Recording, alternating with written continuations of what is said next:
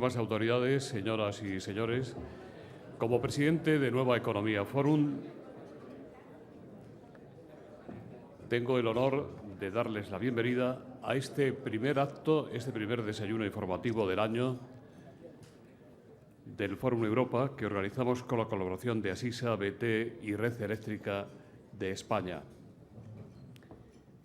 Permítanme que antes de comenzar el acto les proponga un minuto de silencio por las víctimas de los atentados terroristas en Francia y por la libertad.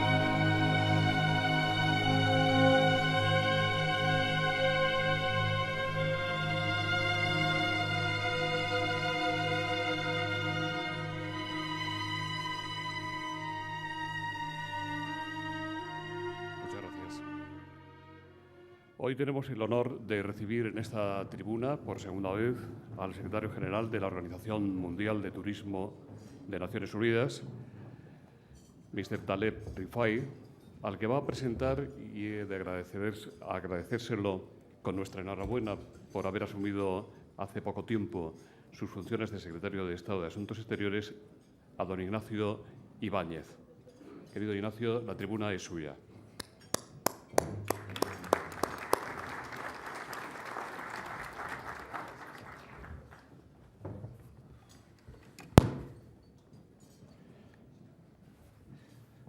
Señores embajadores, señor secretario general, señoras y señores, mi presencia hoy aquí se explica por cumplir un encargo del ministro de Asuntos Exteriores y Cooperación.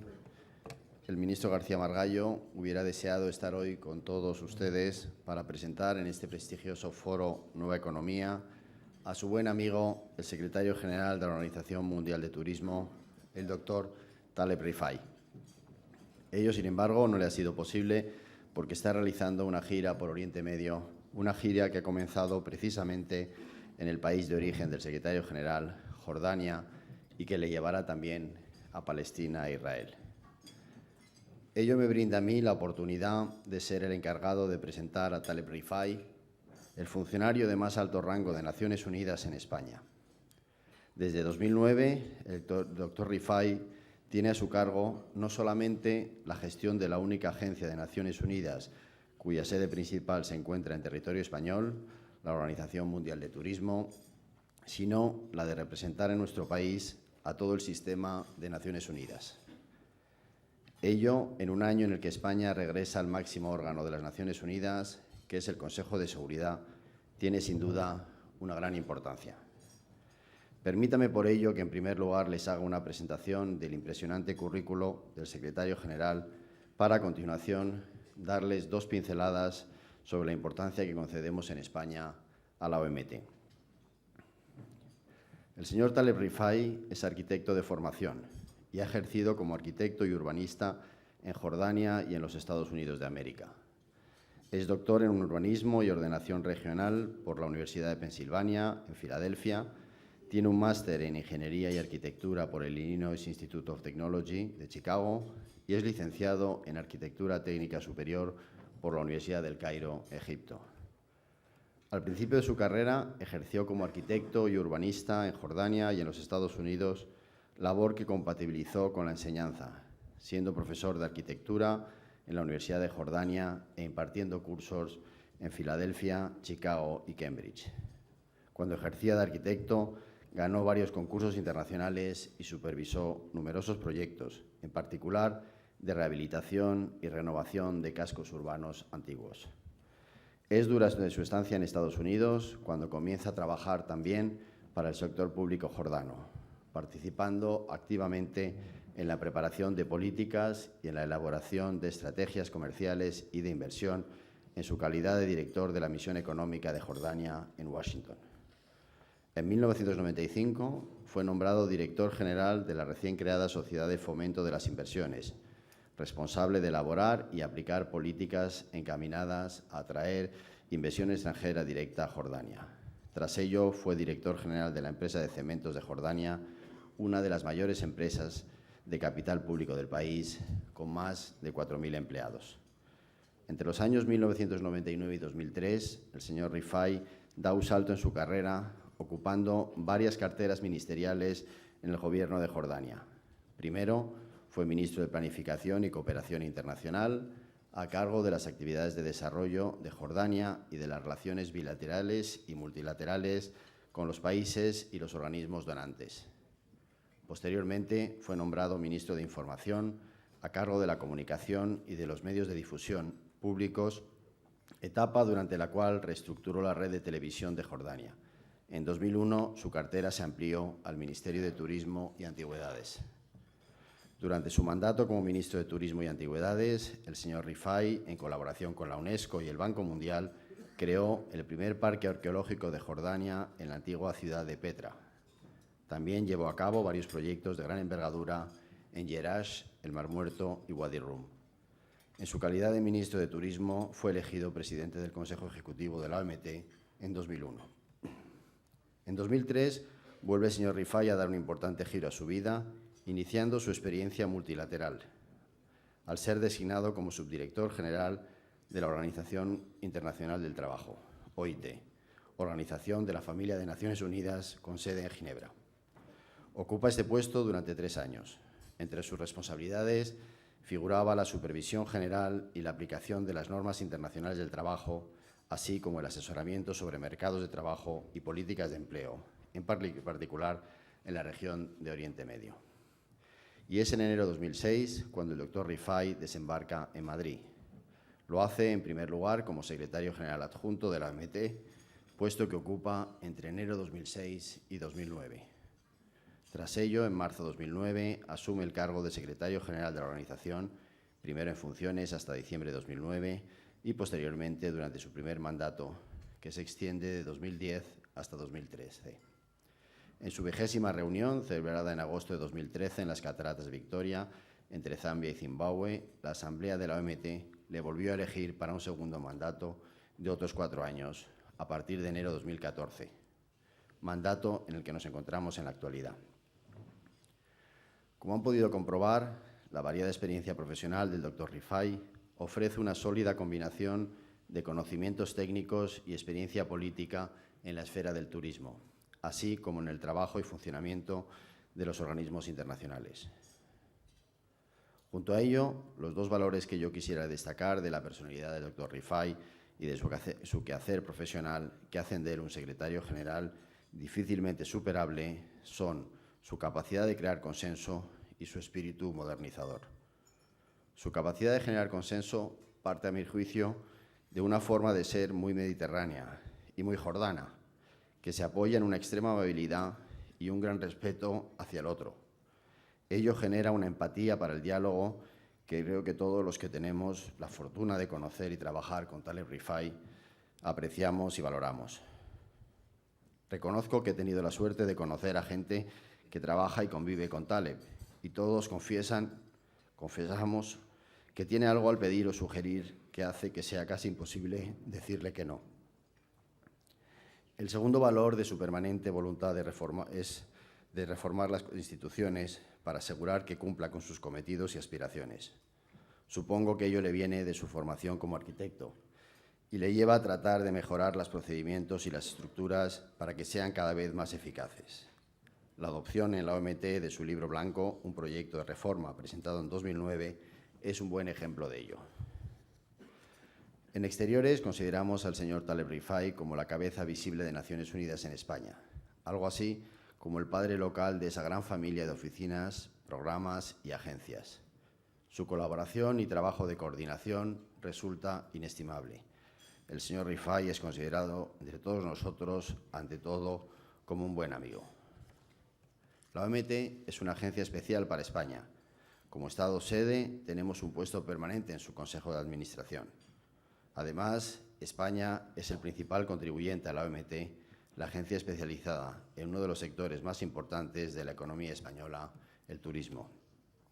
El señor Rifai es consciente de la importancia que para nosotros tiene el sector económico turístico, en términos de empleo, producción, crecimiento, captación de divisas y sostenibilidad, así como de lo importante que es para nosotros que esta actividad empresarial se desarrolle de manera que no solo sea rentable, sino sobre todo sostenible y responsable. Por todo ello, estamos muy contentos de poder estar hoy aquí para escuchar al secretario general de la OMT, que seguramente nos va a presentar muchas ideas sugerentes de cómo seguir desarrollando esta labor de cooperación entre nuestro país y la OMT. Muchas gracias.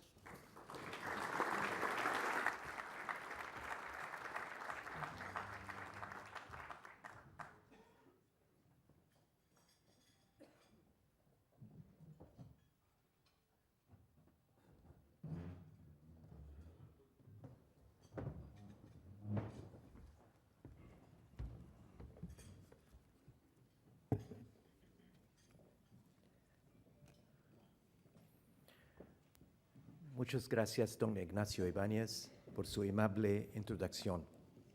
Muchas gracias a la organización, particularly José Luis Rodríguez. I thank you so much for your wonderful organization every time. Es un placer estar aquí con ustedes esta mañana. Señores y señoras, queridos amigos, muchas gracias a todos por su asistencia. I think, with your permission, I'd like to turn to a language that I feel a little bit more capable of communicating through. And I apologize in advance for having to have some of you maybe have to use the interpretation gadget. I thank you for your understanding.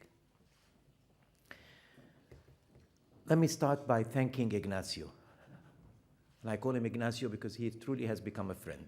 This should not be seen as trying to simply respond to the kind words that he said, but he's truly a remarkable person.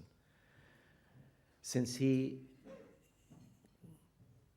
ascended to his new position at the Foreign Ministry, I've been following his steps, and particularly through the process of the candidacy of Spain to the seat, non-permanent member seat of the Security Council. And I have seen exactly how he and the team that works with him, together with Minister Margallo, of course, leading the process, have been able to achieve what many people thought was a little bit tricky and a little bit difficult. And that was done with great skill and with great professionalism. I'm very proud to consider you a friend, Ignacio. Ladies and gentlemen, it is very significant and very important for me to speak here in Spain as a senior UN official, as a voice of the UN here in Spain, on the UN at the beginning of this year. Many of you may understand if I say that I had to think over in the last 3 days whether I should keep what I have written the way it is. I was having a very casual conversation with a wonderful ambassador from Sweden this morning, and she said, "You must have changed your speech after what happened in Paris 3 days ago." And my reaction was, yes, I seriously considered that. But yesterday, and after we saw what we saw, millions of people pouring into the streets and the support that was given to the idea of freedom, democracy, and dignity for human beings, I decided to keep everything as it is. Because this may have not been, in the eyes of many people, a very good start for 2015, but I beg to differ and say it probably has worked for the better. At a very heavy price, of course, at a very tragic price, but this is a historic beginning of 2015. And it is also befitting that Spain starts its mandate at the Security Council in 2015. And the connection between the two I hope to be able to make by the end of my brief presentation. I also would like to welcome here in particular the colleagues from the UN system. We have 15 agencies of the United Nations here represented in Spain, and I know that many of them are attending the breakfast this morning. I can't spot all of them in all of the tables, but I'm very grateful for their support. We work as a team, and we believe that this is an important country, a pivotal country, in building what the UN wants to build in the world of today. My dear friends, 2015 marks the 70th anniversary of the establishment of the United Nations. In 1945, the world witnessed the birth of what I would claim to be probably one of the most significant achievements of mankind ever in history. It is the first time in history, just think about it, it is the first time in history ever that a world global system is created.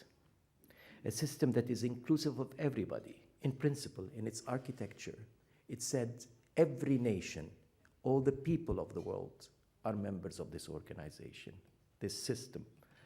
Not only for the victors of the Second World War or the strong, even if some of you may perceive it that way, and some of us do perceive it that way, it is in fact designed for everybody, in principle, in architecture, by intention. So it's a great, great system. And that's the premises of what I want to start by sharing with you this morning. The system may not be perfect today, or even in its original architecture. There are so many criticisms and so many people that think that the rules have changed and they must change. But still, it is an indispensable system. The world could not survive without the UN anymore. And if there was no UN, we would have created one. This global system that I will be talking about today embodies, for the first time in history ever, the highest values of human ideals. It is based on three major principles: social progress, peace, and human rights. Never before has all the world people come together and said, these are principles that we want to cherish and keep at the forefront of our objectives. This system strives to achieve these objectives. It fails sometimes, and it makes it some other times. But it tries to achieve them for everybody, big and small, weak and strong. In principle, this system is the best hope that we have. From a UN perspective, 2015 is a very important year, not only because it marks the 70th anniversary of its birthday, but also because it marks the end of the MDGs, the Millennium Development Goals, and the beginning of a new era, which I'll be talking about in terms of what the UN hopes to achieve in the world of today. So it is therefore a very befitting and very appropriate to start 2015 here at the Nueva Economia, this very prestigious forum, in examining a few things related to the world that we live in. One, what are the major challenges that have transformed the world that we're in today? How is it different from 70 years ago? And I'd like to share some very provocative thoughts with you here today. Two, is the UN fitting in its 70th anniversary to perform its role of today in a rapidly changing world, and how can it do that? And three, we want to try together to see and answer the question, is the world a better place today than it was yesterday? And is the UN capable of contributing to make it a better place? That's why I think you understand now why I had so many doubts and hesitations on keeping the text the way it was after what happened 3 days ago in Paris. Let me start with the first issue, a changing world. I'd like to focus on two major transformations and suggest that they are the ones that probably have changed the way we live in the world today. And they both involve movements. One is the movement of information that created what I would call the IT revolution, the information revolution. And two is the movement of people, which created what I would call the travel revolution. And you would understand if I dedicate a little time at the end of my presentation to talk about it, because by extension, the travel revolution does include the concept of tourism and its role in the world today. The IT revolution made the flow of information fast, accessible to everyone from all over the world. By doing that, it empowered people in ways that we have never seen before. It empowered the weak and the strong, the influential and the not so influential, the young and the old. Everybody now has access to information, and information is power. It changed the rules of the game. It changed rules of power in this world, and it changed the world with it. I don't want to go much into details. I think you understand the magnitude and the importance and the significance of this very important change. The IT revolution has changed our lives, and it continues to do so. The second revolution is the travel revolution. The travel revolution connected the world and the people of the world in unprecedented ways.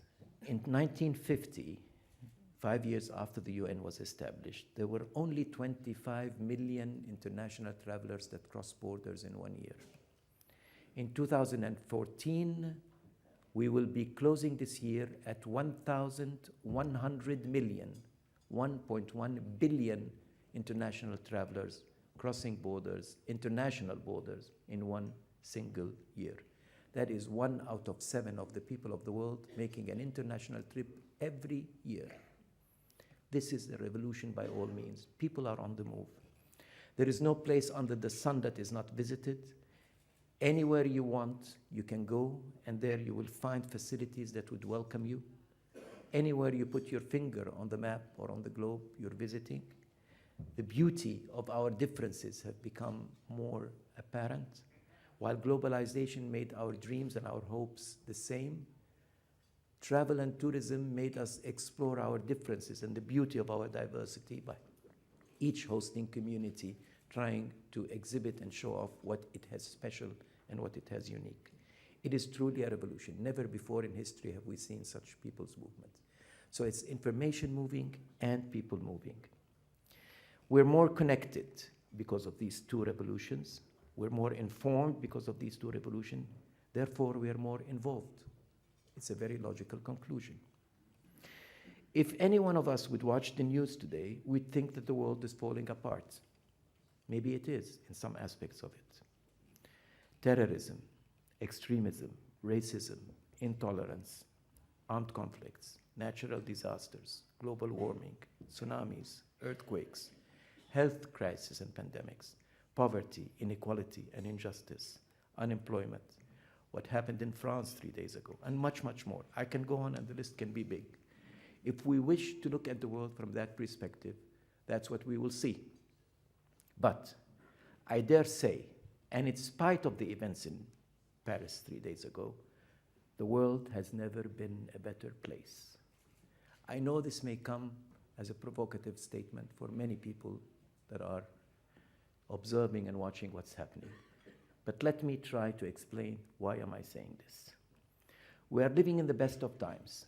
The future generations will definitely inherit a better world than the one we inherited from our predecessors. Why? Because today, in the interconnected world,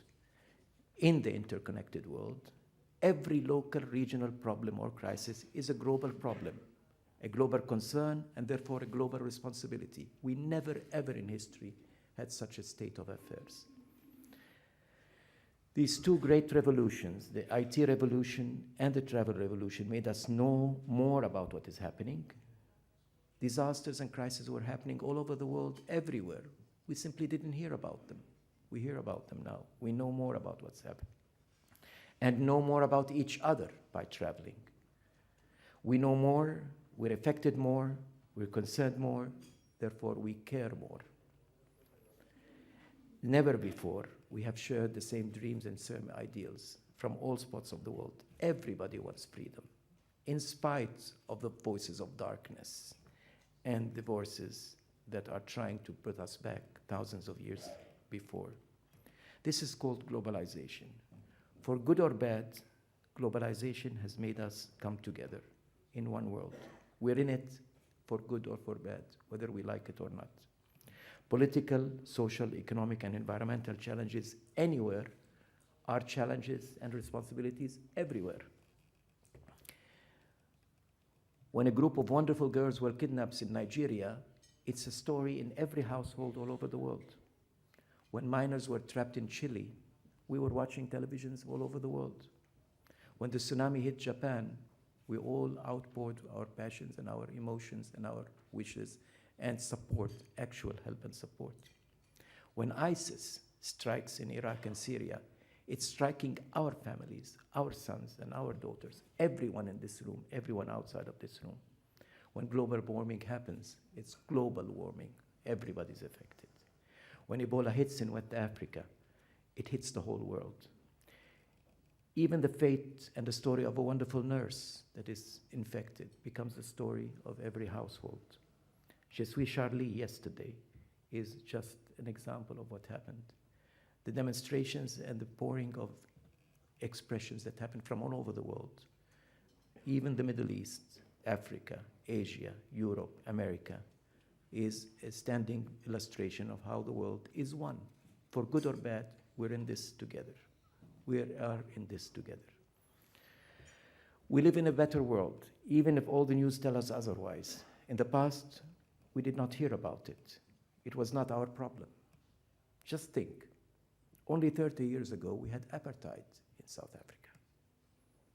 Civil rights in the United States were only achieved 50 years ago, 45 years ago.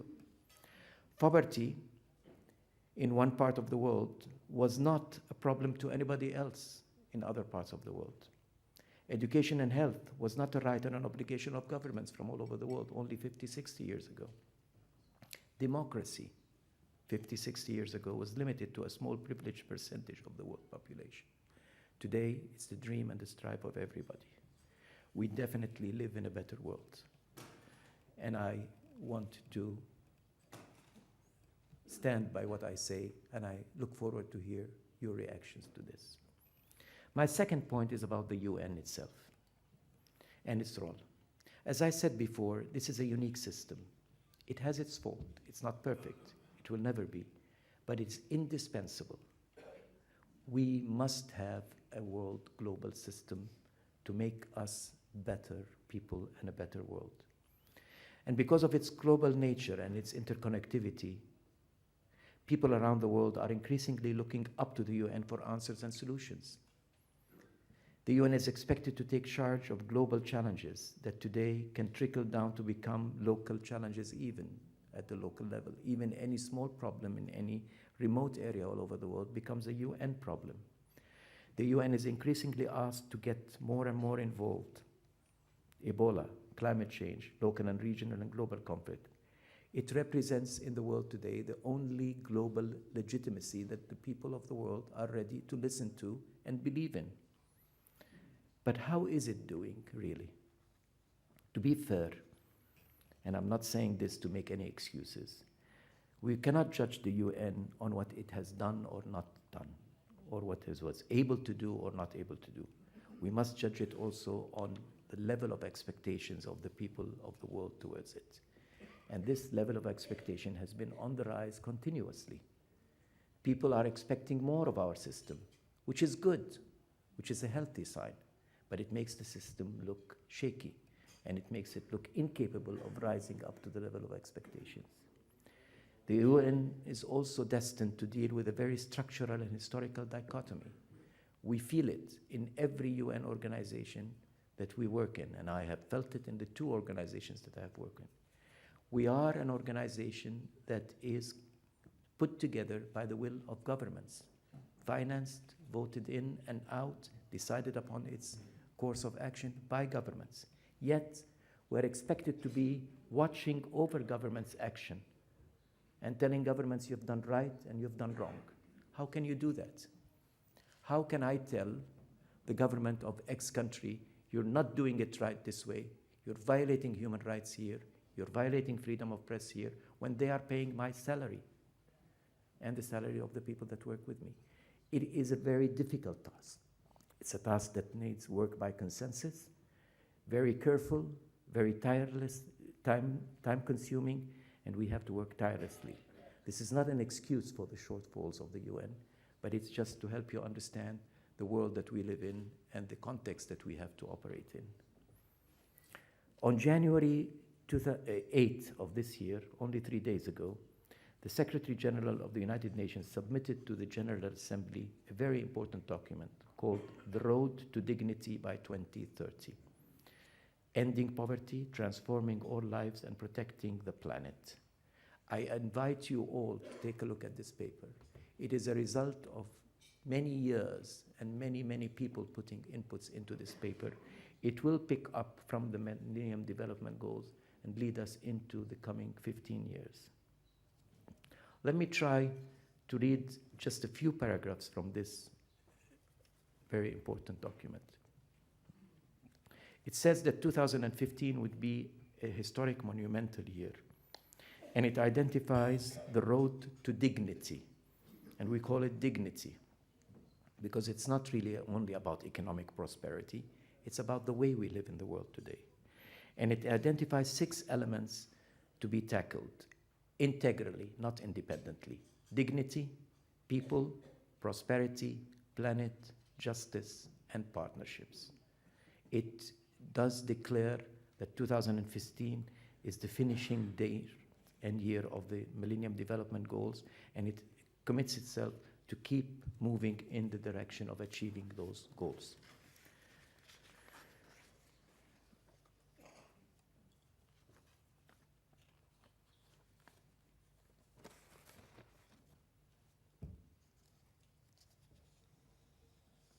Let me now conclude by what I think is my ultimate duty as head of the UNWTO to do here, which is talk a little bit more about the travel revolution.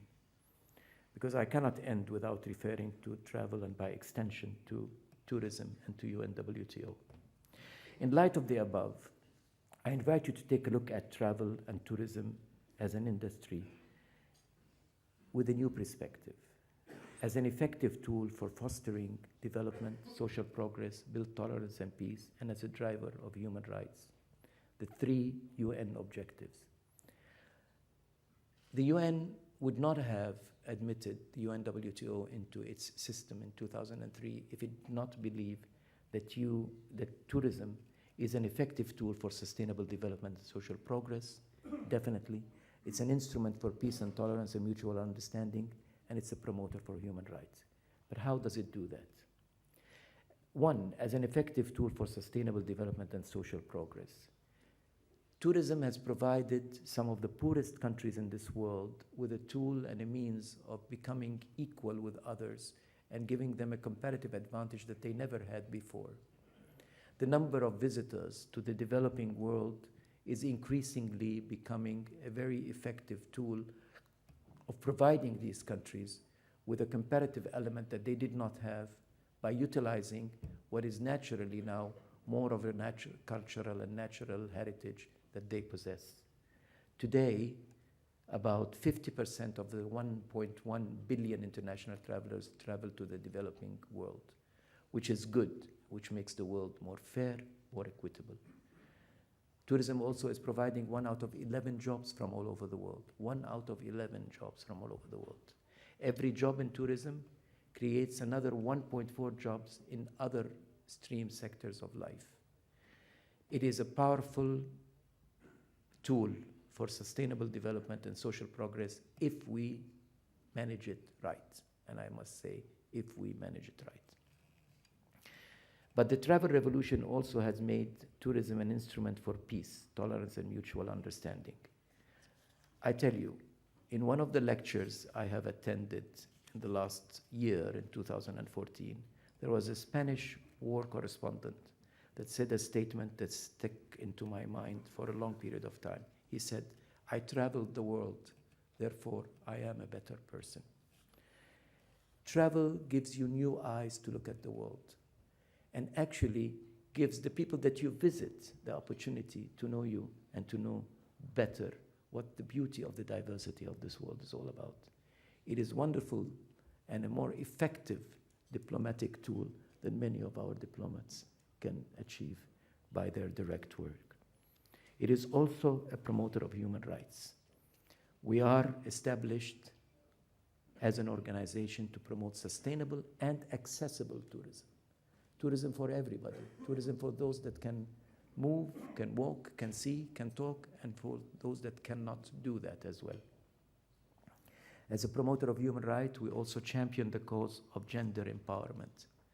Let me just read to you a little, in conclusion, a little quote from a book that we produced at UNWTO called Stories of Tourism, which is a story of a very wonderful Vietnamese woman that I met on the surface of Holland Bay in 2013.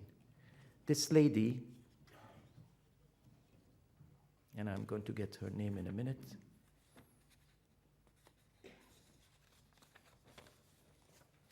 is called Nong Thai Ba from Vietnam. She said, and I quote her, "I was born and grew up in Truong Yen commune. My family life was really difficult. My husband abandoned me for another woman when I was 3 months pregnant with our second child. Before, it was very hard for me to bring up my children. We lived mainly on cultivating several rice paddies and breeding pigs and poultry, so I had to stay up very late to make embroidery. I only wished to earn enough to bring up my 2 sons, and I had no other dreams. In recent years, besides farm work and breeding pig and poultry, I now row a boat, and I was riding on that wooden boat that this wonderful lady was rowing over the surface of Holland Bay. I saved enough money to build a new tiled roof for my house in the area of 100 square meters that can protect me from rain and storms. Above all, my sons have better and good life." And I have learned from her also something that she did not write, that she was able to get her daughter married. And that's quite expensive in a country like Vietnam. This is what tourism and travel is all about. This is why we feel that it is an industry that is designed to protect human rights, peace, dignity, and development. And that's why I need to bring it in the context of what I started to say about the role of the UN. In conclusion, my dear friends, we definitely live in a globalized world. The UN Charter starts by saying, "We, the people of the United Nations, we, the people of the world," not the governments of the world, "we, the people of the world. Today, more than ever, we must unite to guarantee the values of peace, social progress, and human rights are upheld." In short, to support the UN system, the effectiveness, the sustainability of the system represents our hope for a better world and a better future. This is my message, and I hope that I can listen to what you have to say and react to this. And once again, I want to say that Spain's accession to the Security Council, Spain's increasing role in the UN system, in the global world affairs as we are seeing it today, is essential to us. Spain is representing a unique example of how a society that learns and knows how tolerance is a key for solving many of the world problems, and we can learn so much from the Spanish experience, and we are hoping and looking forward to Spain's contribution into the Security Council and into world affairs. Ladies and gentlemen, I thank you very much for your attention.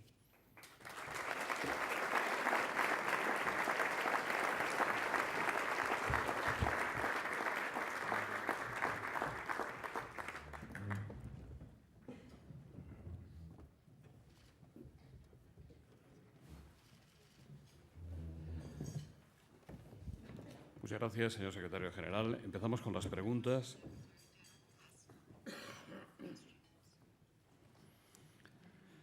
Robert Head, de Reuters, Juan Ignacio Vecino, de patrimonioactual.com, Manuel Praga Líbano, de Nexotour, Blanca Pascual, de Radio Nacional de España, Daniel Tordable, de Radio Intereconomía, y Alicia Robles le preguntan, le hacen varias cuestiones acerca de las consecuencias que cree usted que pueden tener los atentados terroristas en Francia, ocurridos la semana pasada, para los destinos en países musulmanes.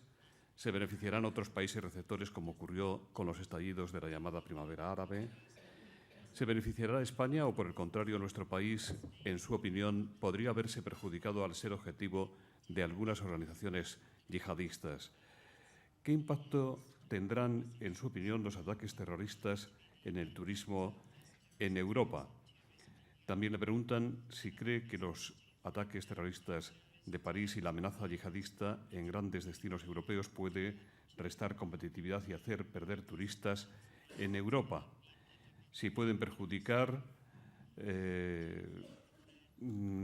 la evolución positiva que estaban teniendo los destinos europeos y si pueden tener alguna consecuencia para el turismo, ¿qué impacto tendrían estos atentados en el espacio Schengen?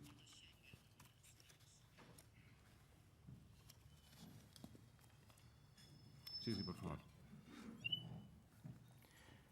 Thank you so much. I think that the questions can be divided, the summation of the questions can be divided into two parts. Part number one has a political implication, which is basically the impact on the lives of people, whether it's in Europe, the Middle East, or all over the world, and particularly in Spain, as a result of the terrorist attacks.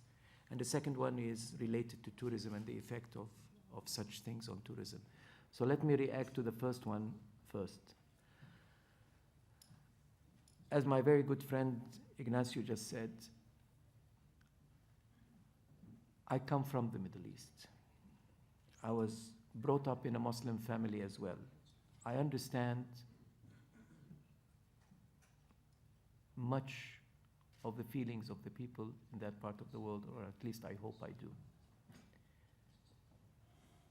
You have to trust me if I say that the people that are hurt most in their dignity, in their lives, in their future, in their hopes, are the people of the Middle East. They are the first victims of terrorism, and they are the first victim of extremism.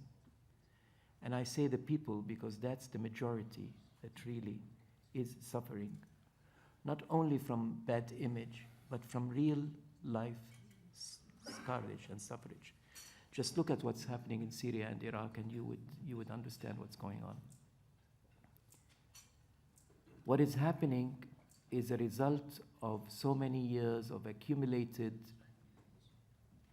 misguided policies and frustrations that had manifested itself with this upsurge of extremism, and these forces of darkness rose in the middle of chaos and the middle of anarchy, because that's the environment that they strive in. To connect that with what I was trying to share with you this morning, because we live in an interconnected world, this has become a global problem, not only because of the terrorists' attacks, whether in Paris or in other parts of the world, but because it is a global problem. It's a global challenge, and we're in this together. We have not started seeing terrorism only in the Paris event. We have had terrorism for long periods of time, in and out. But this is the first time that we see it in such an organized fashion and such a magnified and sophisticated form that it is. And indeed, it is affecting everybody. I believe that what happened yesterday in Paris was very, very important. Many of you may have missed the news, but there were similar demonstrations in Egypt, in Jordan, in Palestine, in many, many other parts of the world, of the Islamic world, that wanted to voice their concern and their rejection, because this is not what represents them, definitely not what represents them. It is important to keep in mind that much of what can be said, much of what I can say here from this perspective, is not easy to be said when you're intimidated in your own country and in your own home and in your own base. So the lack of voices that are coming from the Middle East is not due to the lack of conviction.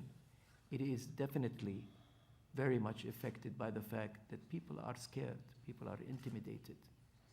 What happened in Paris made people less scared and more capable of speaking out their minds. It is because of that that I believe that probably yesterday would be a turning point. At the end of the day, the terrorists want to prove that they have done something. Well, what they have done has proven to be contrary to what they have intended to do. They don't care about world sympathy. They don't care about reputation, but they want to prove to the people of the Middle East and to the rest of the world that their thinking is right. Well, the world answered them very clearly yesterday.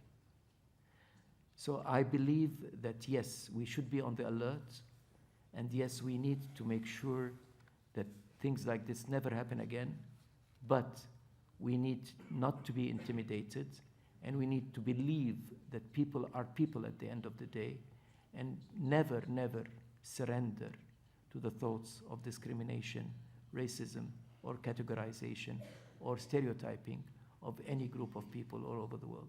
This is exactly what the terrorists want to achieve. This is exactly what they want to achieve.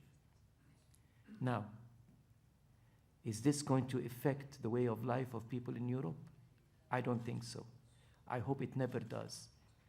Europe must continue its path towards freedom and democracy that is becoming something that the whole world is aspiring to.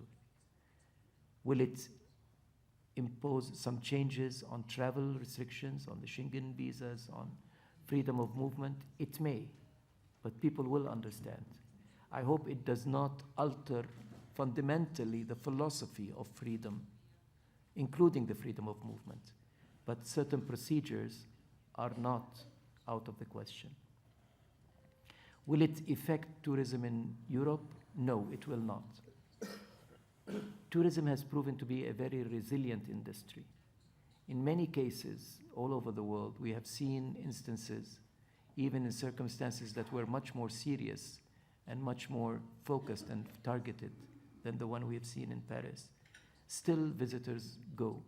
Visitors are not intimidated by such events, and tourism is going to continue to be a resilient industry because it has become part of our way of life as well. Nobody is going to accept to be deprived from the right to travel, the right to relax. It's a human right now. It's not just a luxury. The right to be educated, the right to do business by traveling, the right to have leisure time. These are all very sacred in today's life, and it will not be affected by these events. People will be more careful. They will have to be more patient with some of the procedures on borders maybe. They will have to accept things that they have not accepted before, but they will continue to travel. These are my personal reflections, and I don't know if I have directly answered some of the questions or not, but these are some of the thoughts that came to my mind. Thank you. Muchas gracias. Isabel Aguilera dice, ustedes están cerrando ahora las cifras sobre la evolución del turismo internacional en 2014. Además del dato de que el número total de turistas superó los 1.100 millones, ¿qué otras tendencias y expectativas podría destacarnos de cara al año 2015? Sobre esta cuestión también le pregunta José Antonio Fernández Cuesta en términos parecidos.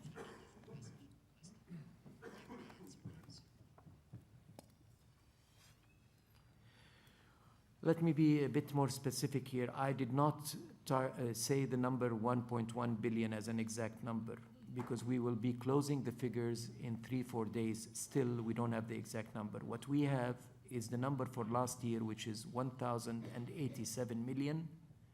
And we have an average rate for the first 10 months of last year, which is 5%. And that's how I arrived at a rough conclusion that it will exceed 1.1 billion. But during the Fitur occasion, and I'm very glad that we have you with us, sir, we will be making the announcements as to the exact figures in that regard. As to what other than the growth is expected, we are expecting that the trend towards the developing countries will continue. The extension of market share that started 15, 20 years ago in favor of more developing countries is going to continue. The growth of youth tourism is going to continue. And I believe also that consciousness and awareness about sustainability and accessibility in tourism will become more and more of an issue. Now, There are many other details that I can go into, but mainly the major trends are that one major issue that we need to be very much aware of is the impact of social media on tourism now, which is becoming an alarming issue and an issue that we need to take very good care of. The issue of what is called collaborative services, or services that are provided directly from the service providers over the internet, are going to become a major concern to the travel and tourism industry, because it will challenge the traditional service providers, and it needs to be managed, better regulated, and this is going to be one of the major challenges that we're going to be facing in 2015 and beyond.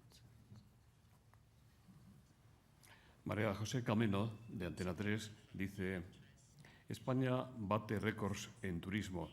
¿Le gusta a usted el modelo de explotación turística español? ¿Lo considera sostenible a largo plazo?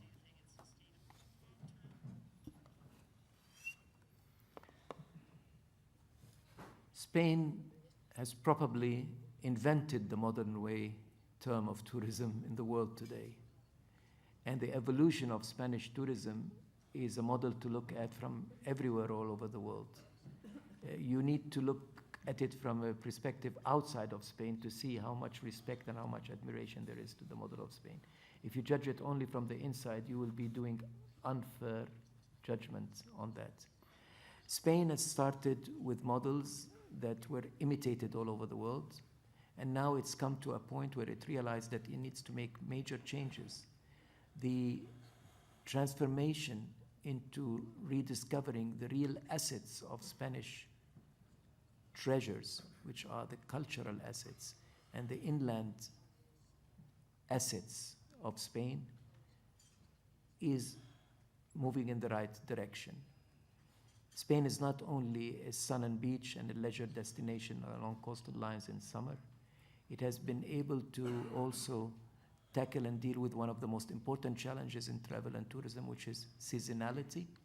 So you can have setups, institutions, and operations work all year round instead of just 4 or 5 years of the year and the waste of investment that is there. So in all measures, we consider in the international community Spain as a model to look at, and definitely the new direction in Spain that is focusing more and more on people, on tangible and intangible cultural assets, is a direction that the world is beginning to follow as well and imitate. Susana Ye, de Europa Press, dice: la sucesión de accidentes aéreos en aerolíneas asiáticas como AirAsia afecta, en su opinión, a la confianza del viajero en los destinos de la región.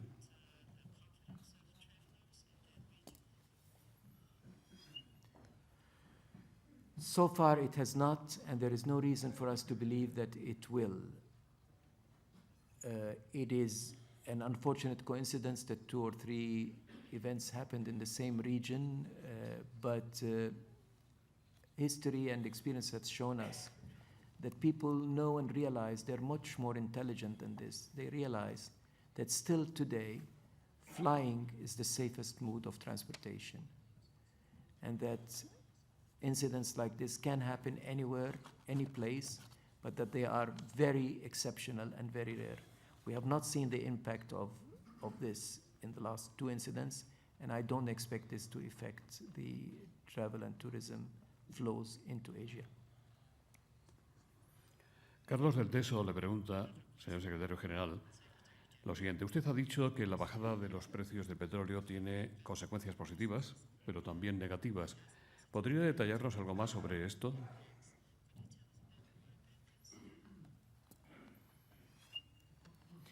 I don't remember saying this in this particular forum, but yes, I did say that in another forum. So, yes, of course. The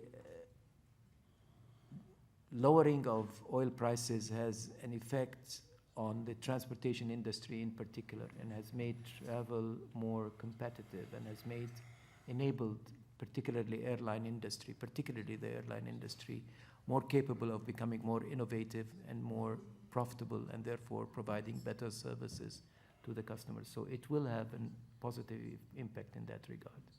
It also would improve the living situations in many parts of the world where oil is imported. But it does have a negative impact, of course. It does have a negative impact, particularly on some of the oil-producing countries that are becoming increasingly source markets of the world. Because when economic situation as a result of the lowering oil prices becomes difficult in countries like that, the ability to travel from people of those countries becomes more challenging and more difficult. And this is not the problem of these particular countries only. It becomes the problem of the rest of the world that receives these visitors from the countries that I'm referring to.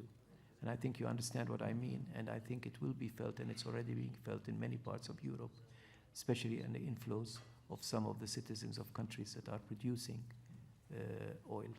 But all in all, the lowering of oil prices or the raising of it will have temporary effects on the overall traffic of travel and tourism, because it balances itself from one part of the world to another part of the world, and the negative and positive impacts will balance each other eventually. Carmen Fuertes dice, como usted ha señalado, Fitur abrirá sus puertas una vez más a finales de este mes. ¿Qué expectativas tienen ustedes? ¿Sigue siendo Fitur el punto de encuentro de referencia y de negocios en el sector? ¿Tienen ustedes indicadores acerca del volumen de las transacciones?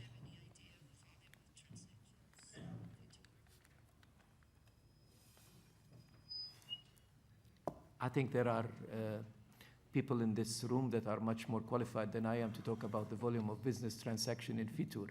What I can talk about in Fitur is the fact that every year we see an increasing and a rising interest in being here and being seen here.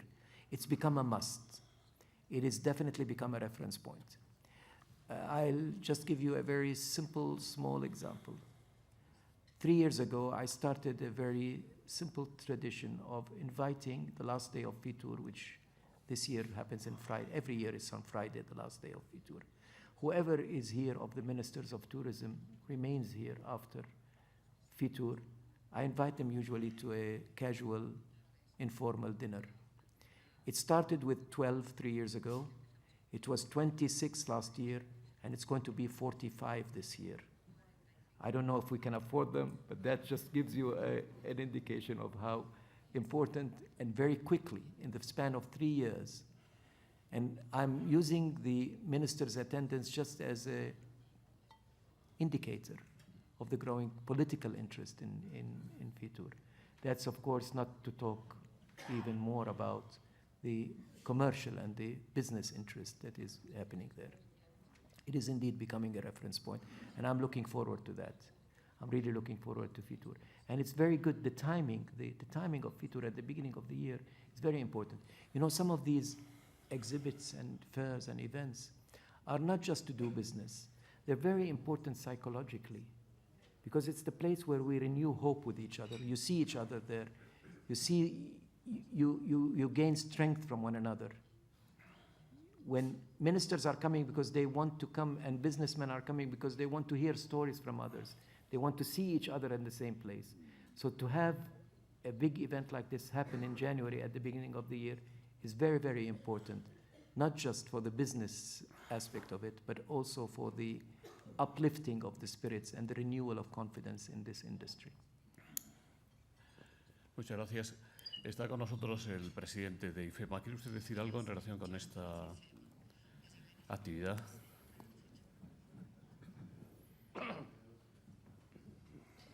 Well, I really think it's not my turn today. I've been listening, Mr. Rifai, that he always speaks with knowledge, and I think he knows more about those facts than me. But let me ask you something, Mr. Rifai. We have been talking, you have been talking about different things that happened in the last days in Europe. Well, I really think terrorism is bad for tourism and for everything, and especially for human beings.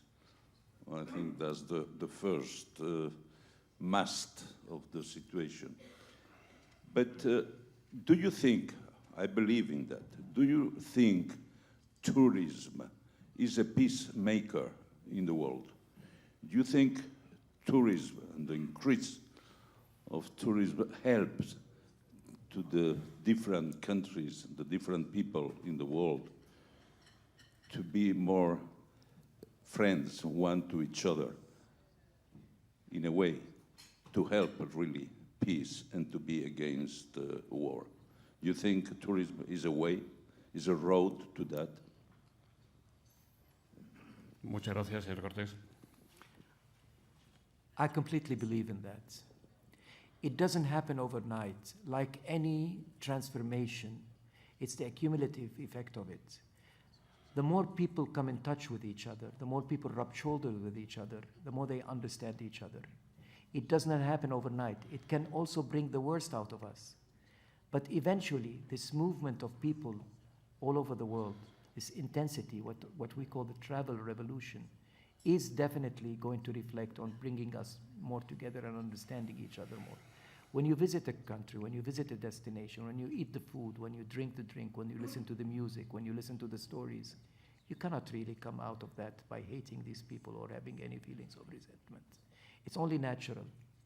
Now, some minorities may have other feelings, but the overall impact, not of tourism per se, but of people meeting and encountering and interacting with other people, definitely is a positive force. And that's what tourism is all about. It's about encouraging people to travel to see other people. It changes not the way you see things only, but also the way the people that receive you see you and see what you come from. I think the number of countries that I have not visited are by far much less than the countries that are visited. And I can tell you, I have changed as a person myself. It does make you a different person, a more understanding, a more open-minded person. The more you travel, the more you become a tolerant, understanding, and respectful person. And that is a basic ingredient for peace. But again, as I said, it never happens overnight. It takes time. And the travel revolution did not start 100 years ago. It is a modern-day phenomenon of 30, 40 years only. César Cortés le pregunta, ¿el ferrocarril es algo así como el patito feo en el reparto de los medios de transporte usados por los turistas junto con la navegación? ¿Qué cree que deberían hacer, por ejemplo, las autoridades europeas para agilizar la construcción y puesta en marcha de los grandes corredores ferroviarios transeuropeos previstos desde hace tiempo?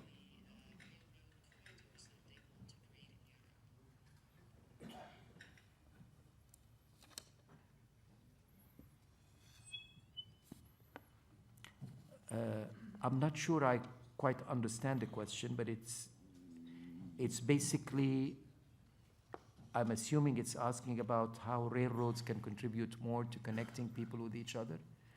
Am I correct in this? I am correct. Sí, pienso que sí, sí. Yes. En Europa en particular. Well, you know, railroads are underutilized in tourism now. I'm delighted sometimes when I watch CNN and see the advertising about the Russian railroads ambassador. I think that we have lost some of the glamour of how beautiful it is to travel by train in favor of traveling by aeroplanes. We understand the efficiency of it. But I believe that there is much utilization in railroads that has not been put in place in favor of tourism particularly. We tend to forget that tourism started 150 years ago by railroads. The first travel group that Thomas Cook ever put together from the UK traveled by train to its destination. And I believe that Europe can do much more in connecting itself by railroad, especially Europe, because Europe's political system, Europe's economic system enables it to move freely from one country to another, the way it is today, and that is essential to making travel by trains a much more effective way. It's much more enjoyable, it's less stressful, and it's much more amenable to imaginative products and enjoyment. And I would certainly hope to see more serious efforts being done, much more serious efforts being done to connect Europe with each other by trains. Anytime I have a chance to visit any Spanish city by train, I use the train, I don't use the plane. Nothing against aeroplanes, to the contrary. I love Iberia in particular, but it's much more enjoyable, definitely. And it takes me faster to a destination now, especially with the high-speed trains. José Antonio Vidal, presidente de la Asociación Iberoamericana de No Turismo, dice: el turismo y el vino son generadores de riqueza en varios países iberoamericanos. ¿Tiene previsto la OMT algún tipo de acción para el respaldo al sector enoturístico e incluso para su promoción? Mario Sequerra, de Atlas Gourmet, dice: ¿está de acuerdo con que el turismo y la gastronomía deben ir juntos? Well, thank you for putting these two questions together, because they definitely connect with each other. Tourism has more and more now being focused on the experience as opposed to simply the visual impact.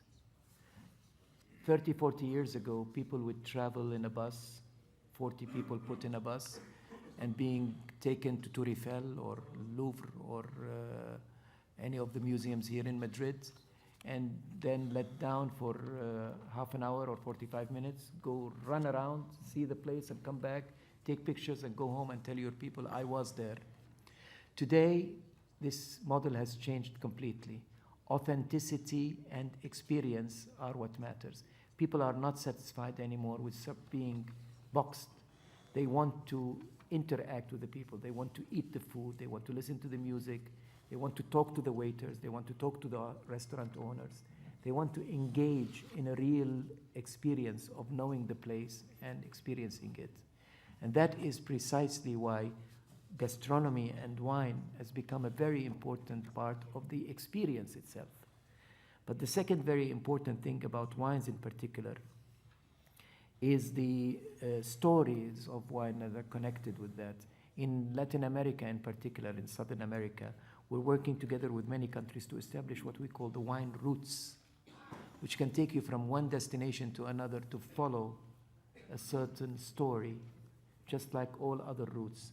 So both gastronomy and wine are becoming more and more an integral part of the new trends in tourism, which is basically to experience an authentic time and to have engagement with the people and the culture. Wine is part of your culture. It's not just part of good taste. It's knowing Spain is knowing the wines of Spain. Knowing France is knowing the wine of... You cannot understand Spain if you don't understand the wines of Rioja and Riviera de Duero. It's part of your lives. It's part of your being. Drinking and eating the tapas and enjoying the wonderful gastronomy of Spain is the only way you can understand the people and you can understand the culture. And this is what tourists are seeking nowadays. Vamos a finalizar con estas dos cuestiones que son de contenido distinto. Luis Antonio Díaz dice: la OMT y UNESCO están organizando la primera conferencia mundial de turismo cultural que se organizará el próximo mes en Camboya. ¿Aprovecha España, en su opinión, suficientemente las fortalezas y potencialidades de su patrimonio cultural, histórico, gastronómico, como usted ha señalado antes? Luis Angulo, bueno, esta se la voy a dar de regalo después para finalizar. Amparo Palazón, las cifras de turismo por razones de salud siguen subiendo en España, turismo sanitario. ¿Hay maneras de evitar que esto sea a costa de las aportaciones de las empresas y de los ciudadanos españoles a la seguridad social?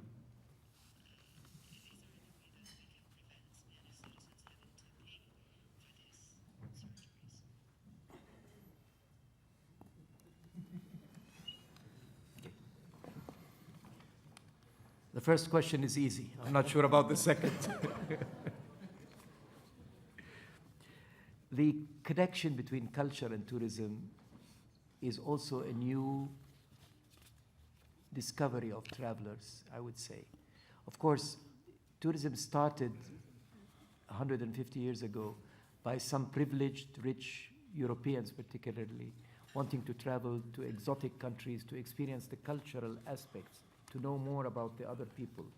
But then, 50, 60, 70 years after that, it faded away, and the prominence became more to mass tourism and more of sun and beach and leisure tourism. Now there's a rediscovery to the roots and the origin of tourism, which is basically the connection between culture and tourism. And the way I see it is very simple. Culture is always the storyteller of any society. Tangible and intangible culture. You read, you understand the people through their culture. If culture is the storyteller, tourism is the publisher and the distributor of the story. It's as simple as that. Culture has no value if it's not enjoyed, if it's not experienced, if it's not seen by others. And it's tourism that does that.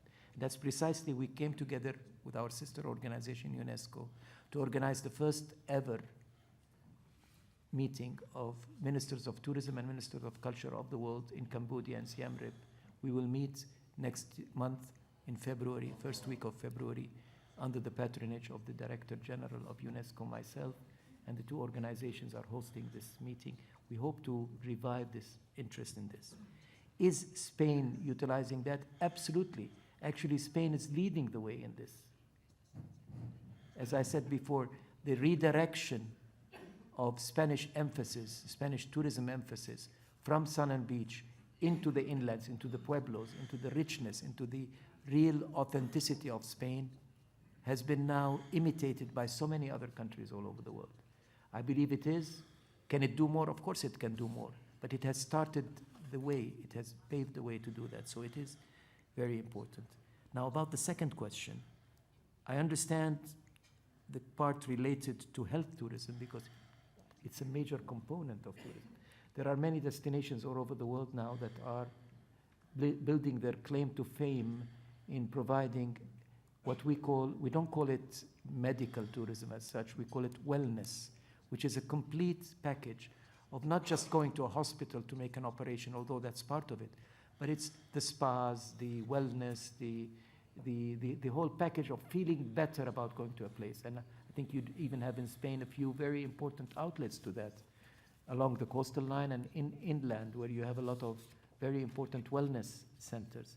But how does that relate, and how can that lead to having Spanish people not pay for their medical insurance or their medical services? I don't understand. I don't see the link unless I understood the question wrongly from the interpretation, which I doubt because it has been excellent interpretation so far.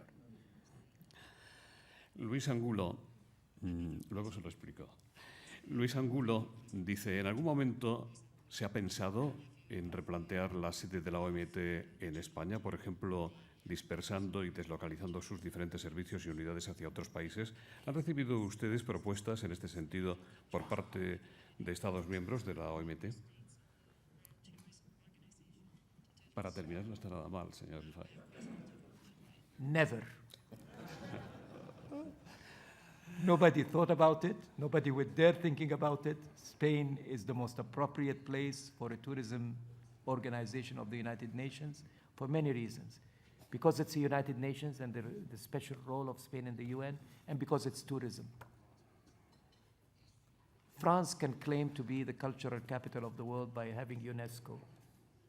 And Rome can claim whatever it wants to claim, and Vienna can claim whatever it wants to claim, and Geneva.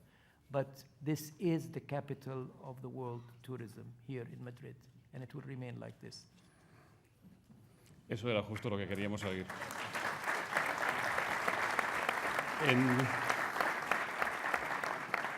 Muchas gracias, doctor Rifai. En nombre de Red Eléctrica de España, ABT y Asisa, don Ramón Casanova, director de esta entidad, despedirá el acto brevemente. Gracias. Muy buenos días.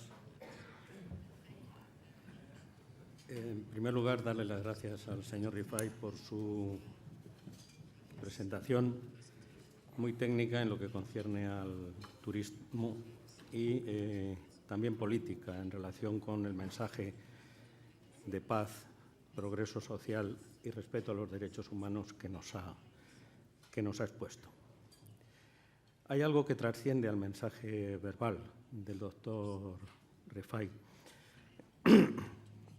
y que el presentador, señor Ibáñez, ha subrayado como dos puntos fuertes del señor Rifai: su extrema amabilidad y su respeto hacia los demás.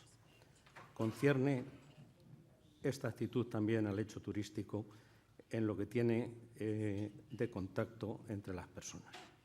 Muchas gracias, señor Rifai, por su brillante presentación, y don Ignacio Ibáñez, muchas gracias también por su detallada y afectuosa presentación del señor Rifai.